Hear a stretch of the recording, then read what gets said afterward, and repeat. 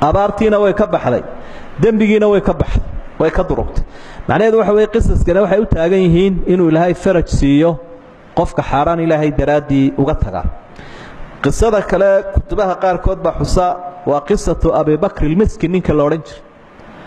quruntii dhaxanin buha caano jiray qaarkood baa ka burmeen laakiin culimada qaar badan way sugayaan Abu Bakar waxa uu ahaan jiray meel kasta fariistaba in udgoon aad u udgoon hadduu halkan fariisto dadka oo dhan baa sanka la raacaya ninka udgoona ma sha Allah wala wada xiiseynaya dadku waxay moodayaan inuu cadar marsaday oo dukaan dhan oo cadar u furan yahay maalinba quraarada isku jabiyo markii dambe la waraystay wuxuu warwaan idin waramayaa waxaan isku shubaana ma jira waxaan waa wax ila socdaa udgoon kale uu ila socdaa oo sidoo kula socdaa maalmaha kamida waa gabadh ii yeedhayo waxay tiriniyow muraad baan ku leeyahay in yar ii soo gala qalka waanu galay jaariyadeedii bay soo dirtay waxay si degdeg u baa xidho waxay tiri ama xumaan baad igu sameynaysaa ama waan qaylinayaayo dibleys kun baa ku qabanayo oo waa lagu dilayaa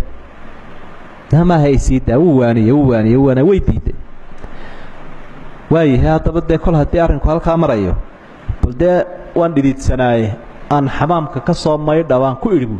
isaga markii qisada ay ka warinayaan xamaamkii baan galay oo saxaradii baan soo wada mariyay anigoo kan kamaya ayaan ka soo baxay de way ka baadhi way kan markay saaw eegtay qarmuunkiisii sankun bay qabsatay waxay tiri fadlan hore ii dhaaf istawaaba intuu doonayba inuu hore u dhaafo wuxuu kala aaba horay baan ka cararay dadkii baan iska qariyay gurigayga baan ku soo maydhay dharkii baan tuuray kulalla kolkan maydhay isnadiifiyay cadarka miskiga ila wax kale iga jaraya ma jira ayaan cadarka miskiga oo heli karay baan marsaday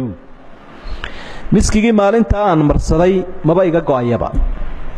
sidii buu ila socdaa buu haddaan dhidido haddaan wasakh kasta yeesho miskigii maalinta ilaahay wuxuu igu abaal guday inaan weligiiba iga go'in qisada qaarkood baa ku sii dara xataa xabaashiisiiba udgoonayd haday suganto weyn